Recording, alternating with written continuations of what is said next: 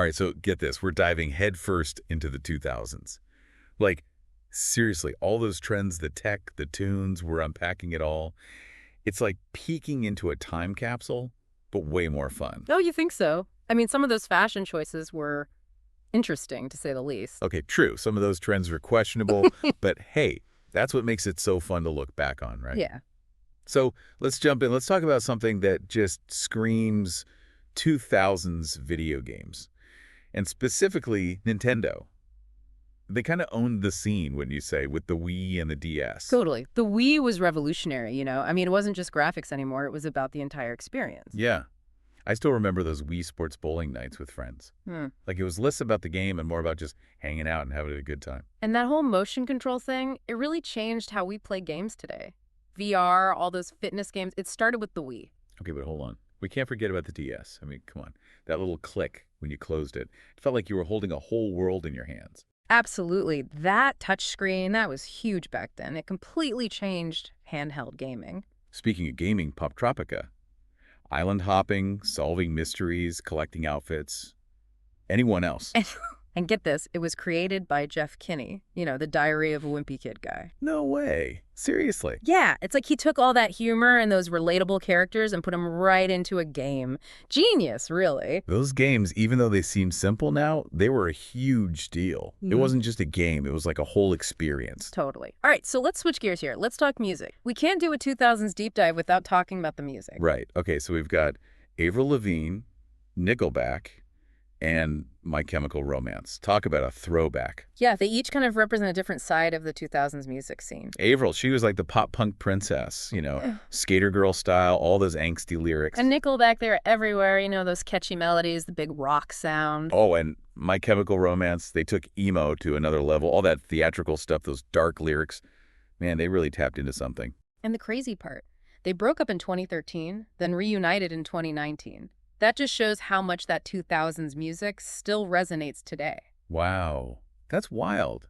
It's like a piece of the 2000s came back to life. Hmm. Okay, so we've talked about the music, but what about how we actually listen to it? Let's rewind back to VHS tapes, flip phones, and even, believe it or not, CD players. It's crazy how much technology has changed, right? Like CD players, they seem so outdated now, but there's something about that whole process, picking a disc, putting it in the tray, that satisfying whirring sound. Yeah, it was a whole experience, although scratch CDs were the worst. Right. And then came the iPod Nano, thousands of songs all in your pocket. And don't forget how cool it looked, all sleek and colorful. It was the beginning of the smartphone era, really. It changed how we listen to music. Okay, but we have to talk about virtual worlds. Webkins and Club Penguin. Yeah. Like, they weren't just games, they were like their own little online communities. It's kind of crazy to think about it now, but those virtual worlds were kind of like the precursors to the online communities and the metaverse stuff we have today. It's like a glimpse into the future of how we connect, you know? But remember that whole Webkins scandal. What even was that about? Oh, yeah, that was wild. But before we go down that rabbit hole, we got to talk about two other big hitters from the 2000s, SpongeBob SquarePants and Avatar, The Last Airbender. I mean, talk about classics. Those shows weren't just cartoons, they were like cultural phenomenons. What's crazy is how they appealed to both kids and adults. SpongeBob was just pure silliness, while Avatar tackled some pretty complex stuff: war, destiny, finding your place in the world. And they're still so popular today. SpongeBob is still going strong, and Avatar, it's got sequels, spin-offs, even a live-action adaptation. Totally. Okay, so ready to unpack this Webkins scandal. All right, spill the tea. What was so scandalous about Webkins? It was just those plush toys with the online world, right? Well, it wasn't really a scandal, you know, like a big dramatic thing. It was more like this controversy that kind of rocked the whole Webkins world. Remember those codes that came with the plushies, the ones you used to unlock the virtual pet? Yeah, that was the whole point, right? You could bring your plushie to life online. Right. So Webkins, they introduced this new feature where you could adopt these retired pets. Basically discontinued Webkins, the ones they weren't selling anymore. Okay, so you could adopt a pet that wasn't being made anymore. What's the big deal? Well, some players, they felt like it made their Webkins less special, you know? Like, it devalued the whole exclusivity thing. Ah, I get it. It's like when that limited edition sneaker you waited hours for suddenly ends up in every discount store. Exactly. It started this whole debate, like, what does it even mean to own something digital? Can something digital even be rare if it's so easy to copy? It was a big deal, even made headlines in some gaming magazines. Seriously, I never realized it was such a big thing. Oh, it was. It was a whole thing about rarity, value, and digital ownership. Like, what does it even mean to own something online? Huh. It makes you think about the value we put on things, Hmm. whether it's a physical thing or something digital. Right. Okay, so speaking of online communities, let's talk about another big one from the 2000s, Club Penguin. Oh, man, Clip Penguin. Correct. Decorating my igloo, throwing snowballs at friends, waddling around that island. I spent so much time on that game. It was huge. Like, at its peak, over 200 million users. Disney even bought it in 2007. It's sad that they shut it down in 2017. Mm, It really felt like the end of an era. it was. But both Club Penguin and Webtoons, they showed how powerful these online communities could be. They connected people from all over the world. They let people be creative and feel like they belonged somewhere. It's kind of like the early days of social media, right? Yeah. Those platforms we use now, they kind of owe it all to those early online communities. For sure.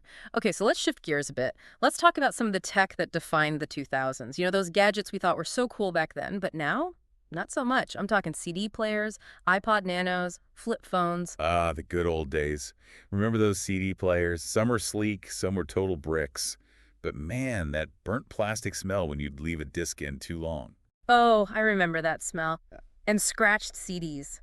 Don't even get me started. Talk about heartbreak. But there was something about the whole ritual of using a CD player, right? Picking a disc, putting it in the tray, listening to the album in order.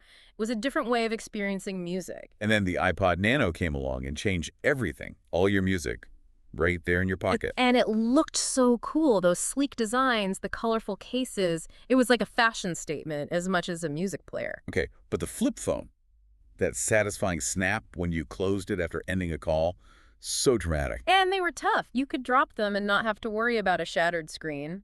Plus, no accidental likes on old posts because you scrolled too far. True, true. Sometimes simpler is better. All right, ready for this? Let's dive into some of the trends that make us wonder, what were we thinking? Okay, hit me. What are we talking about? Brace yourself. We're going into the world of shag bands and hit clips. Oh boy, here we go. All right, shag bands and hit clips. I gotta be honest, I don't really remember those. Like, what were they? Okay, so shag bands were those rubber bracelets, all colorful, that everyone wore. Kind of like the friendship bracelets, but, well, with a little more of a suggestive meaning. Wait. Suggestive? How so? Okay, so each color was supposed to represent a different level of intimacy, let's say. It was all just for fun, of course, but yeah, it kind of added this whole flirty thing to wearing bracelets. I had no idea. That's crazy. It sounds like something you'd see in a teen movie. It kind of was. And then you had hit clips, those tiny music players. They held just a tiny bit of a song, maybe like a minute. Oh yeah, I think I remember those. They sounded terrible, right? Yeah, the sound quality wasn't great, but for some reason everyone loved them. Maybe it was because they were so small, or maybe because you could trade the clips with your friends. It's funny, right? These little things, they become these big symbols of a time. They weren't even that good, but they capture a moment. Totally. It's like that 2000s thing, all about tiny tech, personalization, and anything trendy, even if it wasn't that great. It makes you wonder, bro, what things from now will people look back on and be like, what were they thinking? Like, will fidget spinners be the new Macarena? Haha, yeah. Maybe those TikTok dances will be the new embarrassing thing. Or maybe people will look back at us and wonder how we, lived with being online all the time. Maybe holographic pizza will be normal, and we'll be the ones scratching our heads. Who knows? Right. So yeah, the 2000s, they were a wild time. Technology was changing. Everything felt new. And those trends, well, they were something else. It really was a crazy time. Social media started, smartphones came out. It was like a whole new world of connecting with people. And of course, we can't forget the music, the fashion, and all those crazy trends, right? Totally. It's amazing to think about how much the world has changed in just a couple of decades. And, we can't really know what's next, but we can look back and learn from all of it. Yeah, that's a good point. All right, well, that's our deep dive into the 2000s. Thanks for joining us for this little trip back in time. We hope you enjoyed it.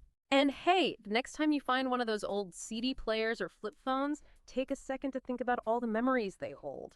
Even the little things can tell us so much about who we were and, maybe even who we are now.